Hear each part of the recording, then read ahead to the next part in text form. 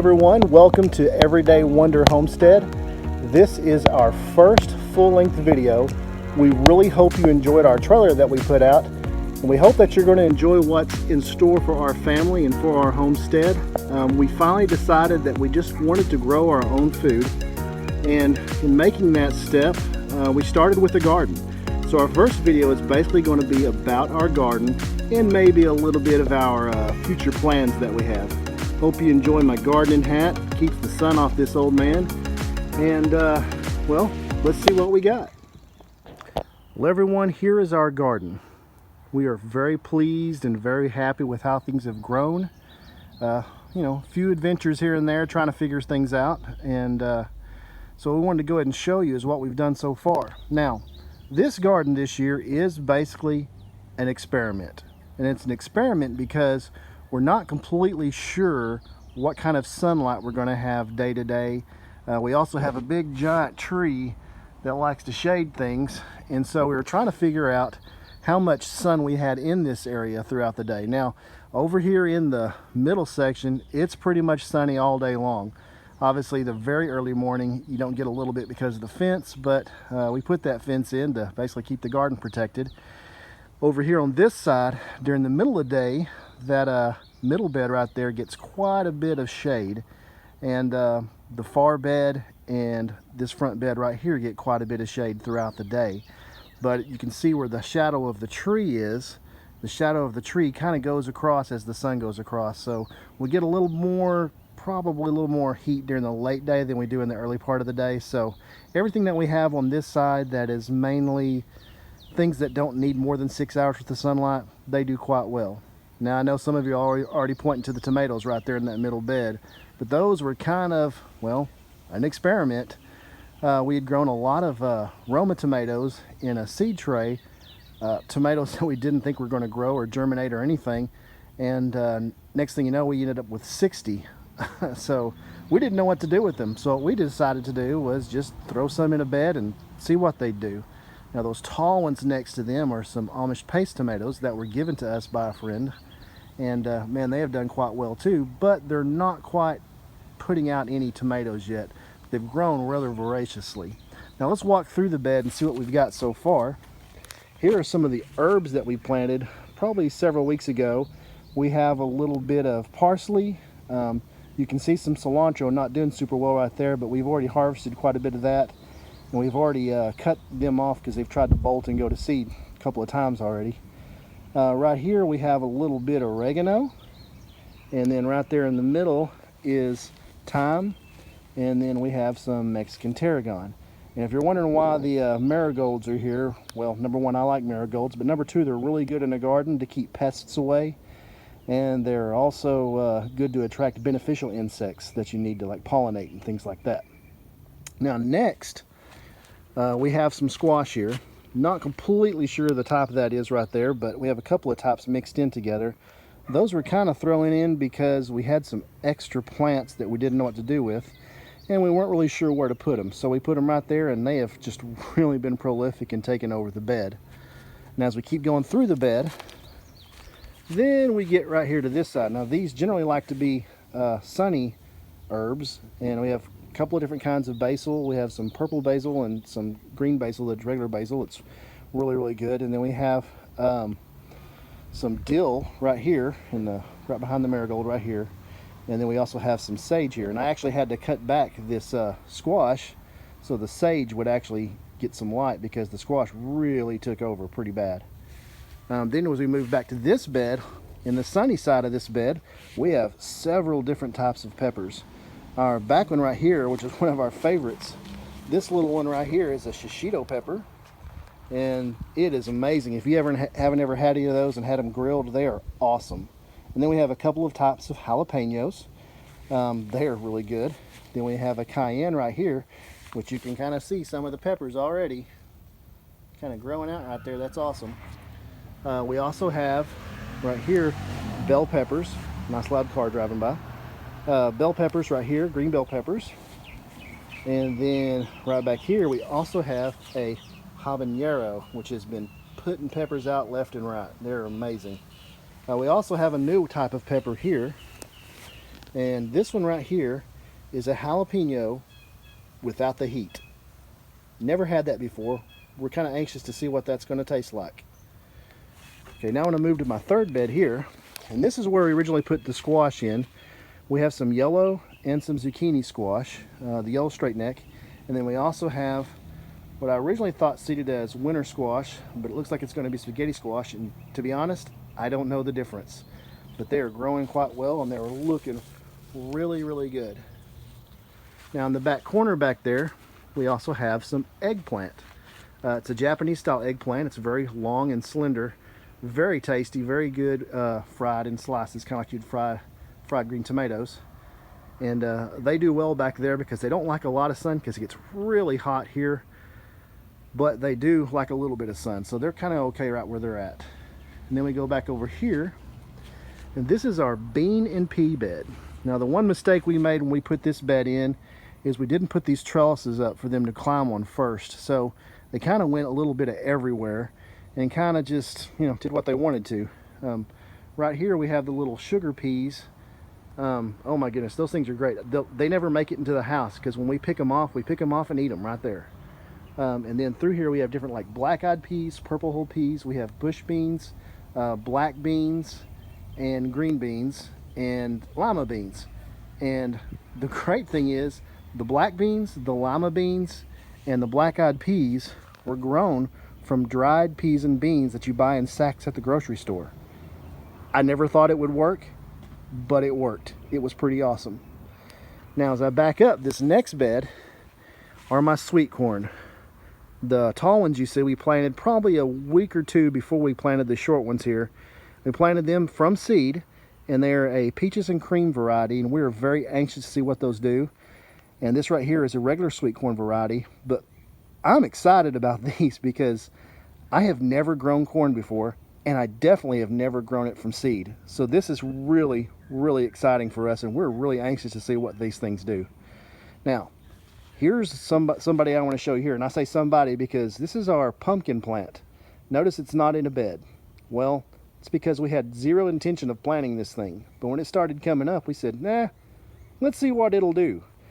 And it's growing everywhere. And it's really kind of neat because we're really not doing anything to it to help it. It's just doing what it wants to.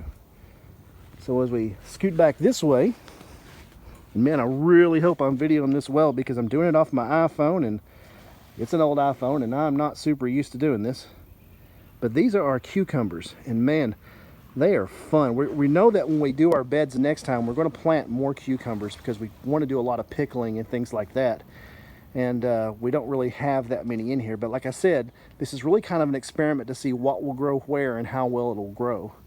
And if you want to look, here's a pickle on here. Here's a cucumber trying to grow right there. And man, these things, they've already put out quite a few large cucumbers. What I love about them is you can walk out one day and see a small cucumber and knock out the next day and it's massive. Right here is our okra. Our okra is looking really good. Haven't had anything from it yet, but we hadn't expected it to because we probably planted it a little earlier than what we meant to. But we're really excited about that because I really want to try to make some gumbo one day with my okra. Then right here on this little A-frame trellis, we have watermelon. Don't get me to lying to you about which varieties because I don't remember, but I do know one of them is a black diamond. I've never grown watermelon on a trellis, but because we're trying to save space, we thought we'd give it a shot. Now we do have a couple little babies here and there, but I don't know where they're at. Can't really find them. And then this right here is a cantaloupe. Now the cantaloupe, well, it's my wife's favorite, but I do like cantaloupe, so we're going to kind of see where that takes us. And like I said, growing it on a trellis because we don't have a lot of room here. Oh, and then that pumpkin plant I was telling you about, yeah, I'm telling you, it goes wherever it wants to. Now, here's where we go back to our tomatoes. Now we've been growing the tomatoes for a while. We started them out on our back porch, and what we've got here, in not counting these three right here in the buckets because we planted those later, but all of these tomatoes right through here we're doing in wicking buckets. We've never done that before, but we wanted to try it. We started watching Gardening with Leon and Arms Family Homestead and started getting tips and tricks on how to do this stuff, and you know, it's an experiment for us and we're trying it, and so far it's worked quite well. So let me show you what varieties we have right now. Now these three right here are Roma tomatoes, and they're blooming pretty good. And you can see right here we got some Romas growing out. Like I said, these are younger plants, so they haven't been very well established. This right here is a celebrity tomato. We've picked one off of it so far, but this plant really hasn't started growing until, well, the last few days, to be completely honest. It's probably added 6 inches on in the last few days, and it had one tomato on it forever, but man, it just didn't do anything with fertilizer and everything. It just didn't want to grow. Well, now it's growing finally, so we're hoping to get some good tomatoes off of it. Wave hi to the camera. Wave hi. Just say hi. Okay. That's Brevin. I just wanted to embarrass him while he was swimming around in the pool. Well, I had to go get my iPad because my iPhone is old. How's that? That's the best way I can put it. Well, I wanted to start here where I left off, and I wanted to show you these cherry tomatoes. I absolutely love this plant. This plant has been putting out cherry tomatoes left and right, and it has done fantastic. And it's another one of those plants that, well, the tomatoes don't usually make it inside the house, because usually about the time they're ready, we pick them off and eat them. And I'm just telling you, it's a wonderful plant to have. Now, the next one here is, well, it's actually two of these here. These are Cherokee purple. Now, I know they're not purple now, but when they get riper, they will be large purple tomatoes, and they're excellent for slicing. And I'm going to tell you right now, it's probably one of the best tasting tomatoes I've ever tasted. And this is a lot from a guy who really doesn't eat tomatoes all that much other than like tomato sauce. But if you ever want to try a different tomato, try a Cherokee purple. They are really, really good. Now, our last two tomato plants, I've never actually had these before, and just wanted to try them. They're called salsa tomatoes. And looking at the plants, yeah, you can see they're loaded with tomatoes. How many did you say you thought we had? 32 tomatoes on these two plants. And oh yeah, we're going to be making some salsa out of them, I can tell you that right now. But just wanted to show them to you because they're fantastic. And like I said, we're doing these in the wicking buckets, and they have done, well, really, really good. Wanted to show you one more thing here while we're showing our garden. I mean, you can see we got some flowers and stuff, and my wife, she doesn't stay in the garden, but right here we have some sunflowers. This one and this really big tall one. Before we close this in, which this used to be kind of a driveway and a garage area, before we close this in, right here to the side of this, there were tons and tons of sunflowers that my mom planted and my dad planted. And just wanted to show this to you because my mom passed away a couple weeks ago, and this is like one of our favorite plants in the whole garden. But it's, well, taller than me, and I'm nearly 6 foot tall. So anyway, hope you enjoyed the garden. I'm going to add to this video with a little more talking about what our future plans are. And like I said, this garden is kind of an experiment, kind of trying to figure out where we're going to put everything, how we're going to grow it next year, what kind of plants we're going to grow. Also, we will be probably adding a couple other beds over here next to it on the side. And this old big ugly garage right here that we're basically storing a bunch of junk in, this is eventually going to be our greenhouse. We are super, super excited about that. And out here behind, well, let me show you that in another video. I'll show you what we're going to do right here behind it. So here we go. This is the back of our garage, and we've been adding the fence across here. But if you notice the fence posts, we're eventually going to put up wire through here. This old, well, I'm not really sure what it is anymore, but it used to be a shed a long time ago. It's going to be half torn down and turned into basically a little goat barn, maybe a little pig barn too. Oh, I'm kind of telling you what we're doing, but our yard is going to go all the way back over here.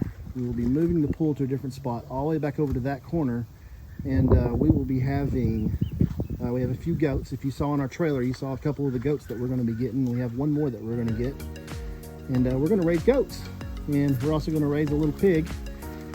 Yeah, I know that tree in the middle is kind of sad, but it's starting to perk back up. Not really sure what happened to it, but we have a couple of peaches here and a nectarine, and then over here on the other side of the fence, don't know if you can see them sticking their heads up.